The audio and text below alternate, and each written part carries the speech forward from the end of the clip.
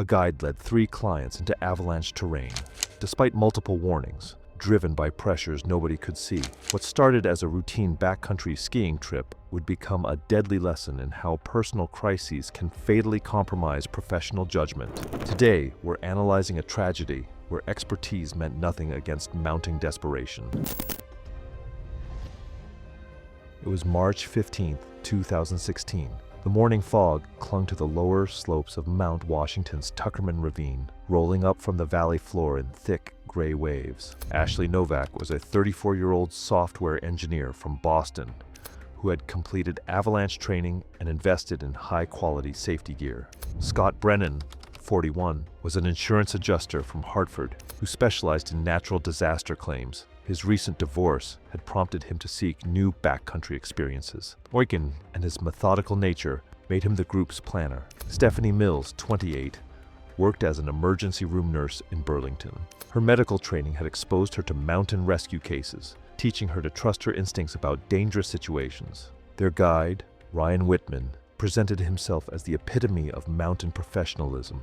At 42, he had been guiding backcountry skiing trips for 15 years, building alpine adventures from a one-man operation into New Hampshire's most respected guide service. His professional certifications hung prominently in his North Conway office, surrounded by photos of successful trips and testimonials from satisfied clients. Whitman's reputation for safety had never been questioned. He had guided over 800 trips without a single serious incident, earning recognition from local outdoor councils for his contributions to backcountry education. But beneath this professional exterior, Whitman was drowning in crisis. His gambling addiction had escalated from weekend casino trips to daily online poker and sports betting that drained his accounts. By February 2016, he owed a substantial debt to a Boston bookie whose associates had made clear that Friday, March 18th, was the absolute deadline for payment, with consequences extending beyond financial ruin. Tuckerman Ravine sits at 3,800 feet elevation in a natural bowl formation with steep headwalls and terrain traps that can concentrate avalanche debris into deadly burial depths. During winter storms, the ravine acts like a massive snow collector, with winds depositing unstable layers on the slopes. Early that morning, Whitman sat in his truck at the visitor center, staring at his phone screen, displaying the weather station's avalanche advisory. The report warned of considerable avalanche danger on wind-loaded slopes above treeline, with recent avalanche activity observed on east and southeast-facing slopes. Wind slabs up to 3 feet thick were possible on lee slopes, and travel in avalanche terrain was not recommended. The advisory identified the March 10th crust layer as a particular concern, noting that several natural avalanches had been observed on similar aspects during the previous 48 hours. 2 other established guide services had already made the decision to cancel their scheduled trips that morning. Jim Morrison, owner of a competing guide service and a 20-year veteran of Mount Washington guiding, had called Whitman early that morning to discuss conditions and share his decision to cancel. Morrison specifically mentioned the wind loading he had observed during a reconnaissance trip the previous afternoon and his concern about the instability of the current snowpack. He suggested that Whitman consider postponing his trip until conditions improved, noting that client safety should always take precedence over business considerations. Shortly after, Whitman received a radio call from the weather station providing an updated conditions report. The meteorologist on duty, Lisa Davis, had been monitoring conditions since midnight and reported deteriorating visibility, increasing winds, and no signs of improvement. Davis specifically advised against backcountry travel above treeline, noting that the combination of poor visibility and unstable snow conditions created an unacceptable risk level. Whitman acknowledged the transmission with a brief response but continued with his preparations, knowing that each warning he ignored brought him closer to a decision point he wasn't prepared to face. The financial pressure weighing on Whitman's mind was intensified by threatening text messages he had received since dawn. The bookie's associates had already visited Whitman's office twice in the previous week, making it clear that his reputation and business were at risk along with his physical safety.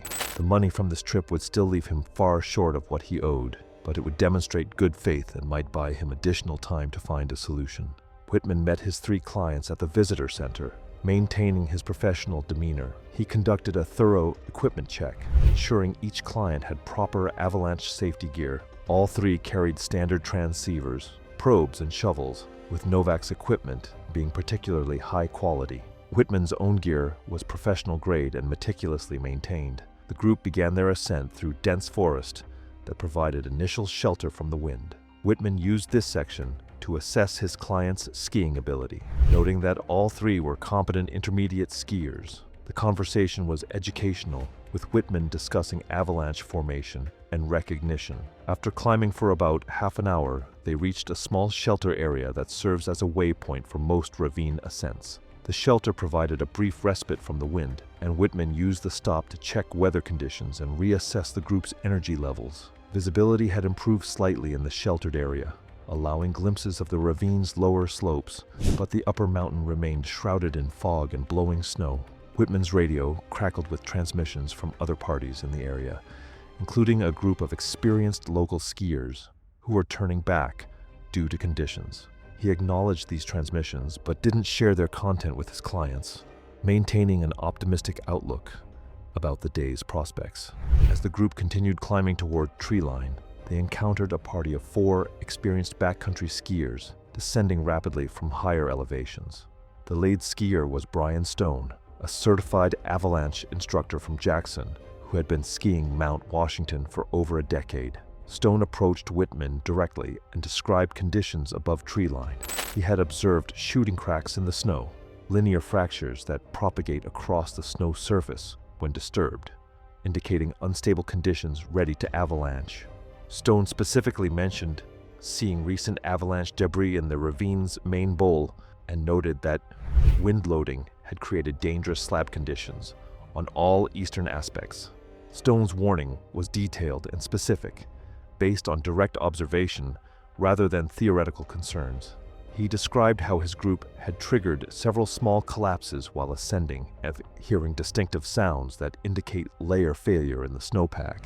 Most concerning, he had observed a natural avalanche release on a slope similar to their intended route, noting that the debris had run much farther than expected due to the terrain trap effect of the ravine's gullies. Stone recommended that Whitman's group turn back immediately, emphasizing that the current conditions were among the most dangerous he had seen in years of skiing the mountain.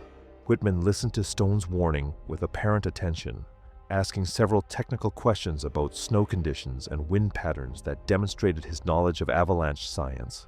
However, when Stone finished his report, Whitman thanked him for the information, but dismissed the warning to his clients with a casual explanation.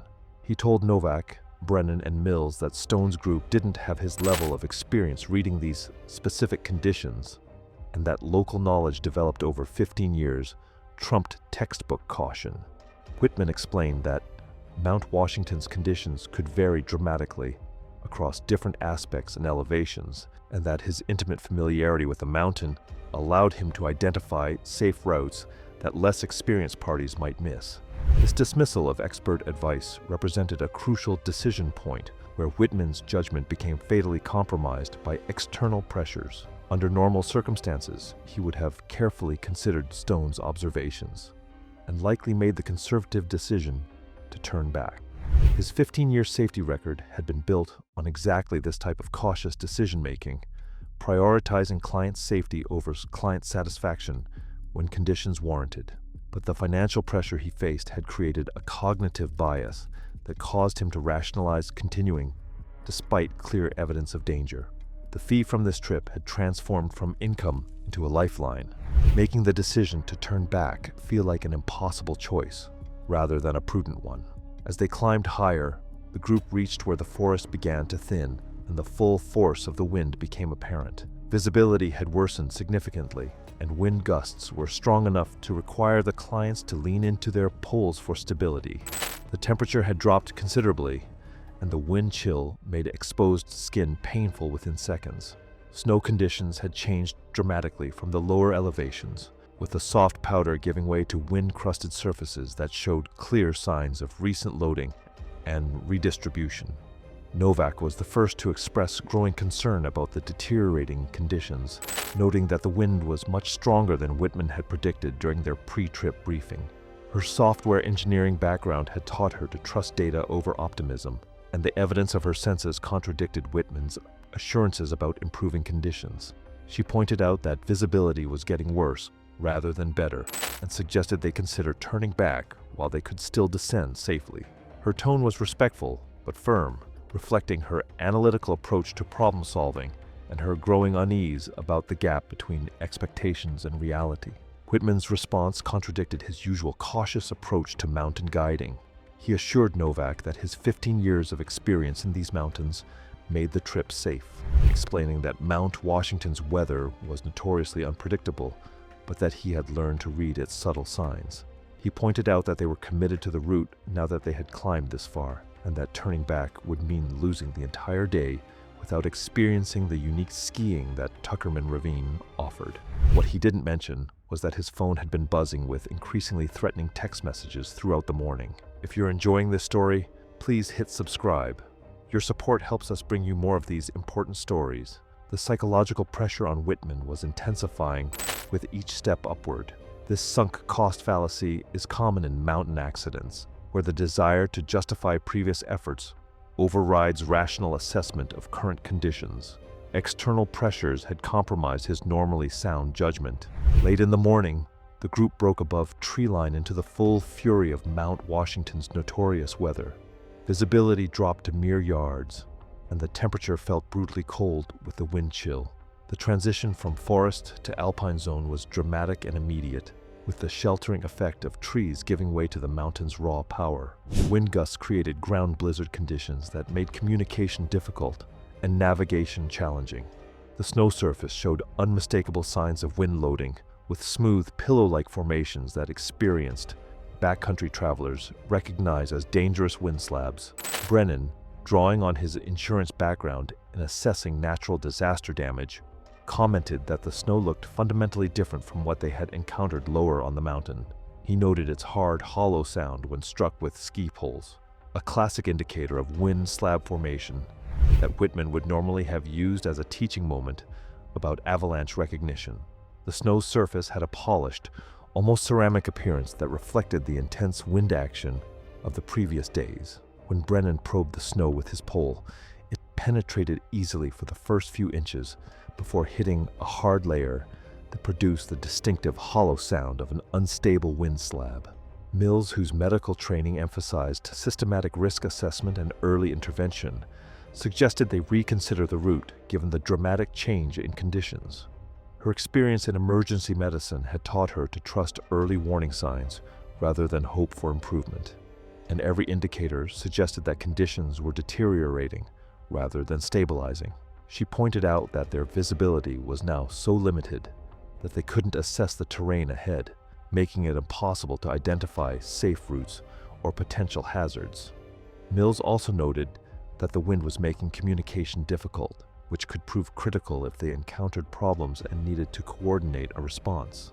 Whitman acknowledged their concerns with what appeared to be careful consideration, but his response revealed the depth of his internal conflict. He insisted they were only minutes from the planned descent route, and that turning back now would mean losing the entire day and the unique experience that Tuckerman Ravine offered. He explained that the conditions, while challenging, were within acceptable parameters for experienced guides, and that his knowledge of the terrain would keep them safe. Behind his confident facade, turning back meant facing his creditors, empty-handed and accepting consequences that extended far beyond a canceled ski trip. The decision to continue represented a complete breakdown of the risk management principles that had guided Whitman's career. Every element of his training and experience argued for retreat. Deteriorating visibility, increasing wind, unstable snow conditions, and client concerns all pointed toward the conservative choice. But the financial pressure had created a parallel decision-making process where the immediate need for income overrode long-term considerations of safety and reputation. Whitman positioned himself at the front of the group and began breaking trail toward the headwall's eastern slope, the exact terrain the avalanche advisory had identified as most dangerous. Soon after, the group reached the headwall's eastern slope, entering the heart of Tuckerman Ravine's avalanche terrain. The wind had sculpted the snow into a series of wind slabs that extended across the entire face of the ravine, creating a landscape that looked deceptively smooth and inviting, but harbored deadly instability beneath its surface. The slope angle had increased dramatically, well within the range where wind slabs become prone to failure. Visibility remained severely limited, making it impossible to see the full extent of the slope or identify potential escape routes. Despite the obvious danger signs, Whitman's financial desperation overruled his professional judgment. Whitman called a halt and announced his intention to demonstrate proper technique for skiing wind-affected snow. This decision reflected both his genuine desire to educate his clients and his need to justify the risks they were taking by showing that the conditions were manageable. He positioned Novak, Brennan, and Mills in what he described as a safe zone below a small ridge feature that he believed would protect them from any potential slide activity. The location was chosen based on his understanding of avalanche dynamics, but his assessment failed to account for the full extent of the unstable area and the potential for the slide to propagate beyond its initial boundaries. Whitman's plan was to ski a conservative line down the slope, demonstrating how to read the snow conditions and adjust technique accordingly. He would make several turns to test the snow's stability, then return to guide his clients down the same route if conditions proved acceptable. This approach had worked successfully on hundreds of previous trips, allowing him to assess conditions while maintaining client safety. However, the current snowpack conditions were fundamentally different from anything he had encountered in his 15 years of guiding, with instabilities that extended far beyond what his experience had prepared him to recognize. As Whitman prepared to descend, he conducted a final assessment of the snow conditions. He found the wind slab layer overlying a weaker layer from the March 10th warming event, with poor bonding between layers. Under normal circumstances, this would have been sufficient evidence to abandon the descent, but his compromised judgment led him to rationalize continuing. Whitman pushed off from his position and began his descent. His first few turns appeared controlled and smooth, following a line that avoided the steepest sections of the slope. The snow felt firm under his skis, and the wind slab seemed to be holding together despite the underlying instability he had observed, suggesting the slope was stable. This assessment would prove fatally wrong within seconds.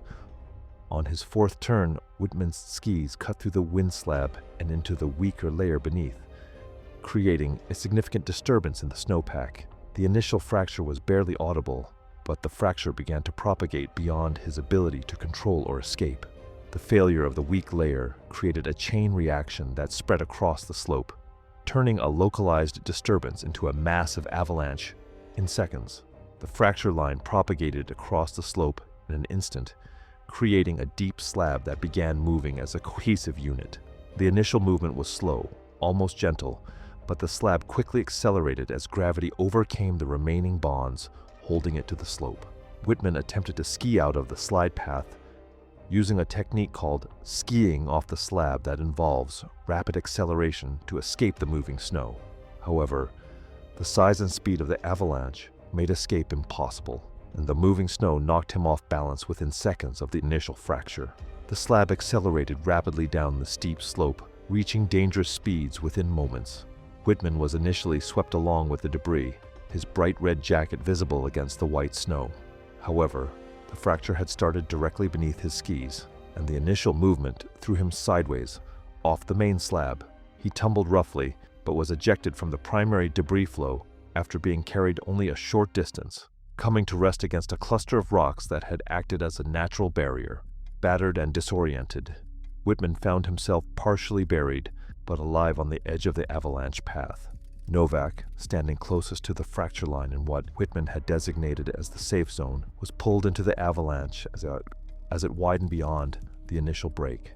The propagation of the fracture extended far beyond what Whitman had anticipated, reaching the ridge feature where his clients were positioned and continuing beyond. Novak had only seconds to react as she saw the snow surface fracture and begin moving toward her position. She attempted to deploy her avalanche airbag pack, but the rocky terrain and speed of the slide rendered any safety measures ineffective. The avalanche carried Novak down the slope before she impacted a series of rocks that had been exposed by previous wind scouring. The The collision occurred at high speed, creating massive trauma to her chest and head that would prove immediately fatal. Her airbag pack could not protect against the rocky terrain that characterized this particular slide path. The impact threw her clear of the main debris flow, leaving her partially buried, but visible on the surface near the edge of the avalanche path. Brennan, positioned slightly higher than Novak, had more time to react as he watched the avalanche develop and spread toward his position. His insurance background had taught him to assess dangerous situations quickly, and he immediately recognized the severity of the threat bearing down on him. Brennan attempted to ski laterally out of the slide path, using a technique he had read about in avalanche safety literature. However, his limited backcountry experience and the speed of the avalanche's propagation made escape impossible. He managed to travel only a short distance before being overtaken by the moving snow. Brennan's last visible action before disappearing beneath the avalanche was reaching for his avalanche transceiver to ensure it was transmitting properly. This reflexive response demonstrated his understanding of avalanche rescue procedures, even in the face of mortal danger.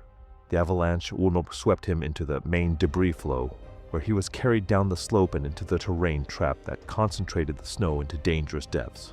Unlike Novak, who was thrown clear by her impact with rocks, Brennan remained within the main body of the avalanche and was completely buried when the debris came to rest. Mills, positioned highest on the slope, attempted to ski clear when she saw the fracture develop. However, the avalanche's propagation was faster and wider than anyone anticipated. Despite her quick reaction and medical training that taught her situational awareness, the expanding debris field caught her before she could reach safety. Mills was swept into the slide and carried down the slope, becoming the third victim of the massive avalanche.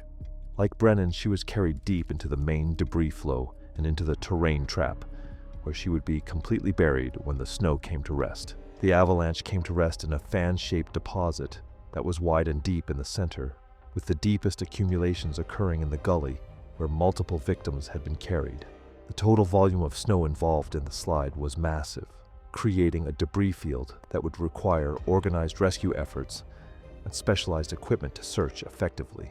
3 members of the party were buried beneath tons of compressed snow, their transceivers transmitting signals that would go unheard for hours. Whitman struggled to free himself from the snow that had partially buried his legs, his body aching from the violent tumble. As he gained his bearings, the full horror of what had happened became clear. The avalanche had carried his 3 clients deep into the terrain trap below, burying them under tons of compressed snow. He immediately activated his avalanche transceiver and began a frantic search, but the scale of the debris field and his own injuries made effective rescue impossible. After nearly an hour of desperate digging in the wrong locations, Whitman finally managed to get a weak cell phone signal and called 911. His voice was barely coherent as he reported the avalanche and his client's disappearance. Professional rescue teams arrived within 3 hours, but by then, any hope of survival had passed. Novak was found dead after 3 hours of searching, partially buried near the edge of the debris field, where she had been thrown clear after impacting rocks. Brennan was located deeper in the debris field, having died from asphyxiation after being completely buried. Mills was found last, in the deepest part of the terrain trap, where she had died from asphyxiation after being buried under several feet of compressed snow. The investigation revealed evidence of Whitman's gambling debts in his truck, including threatening text messages and documentation of his substantial debt with a Friday deadline. Phone records showed multiple creditor contacts leading up to the trip, painting a clear picture of extreme financial pressure. Whitman's decision to continue despite multiple avalanche warnings and expert advice was thoroughly documented and criticized.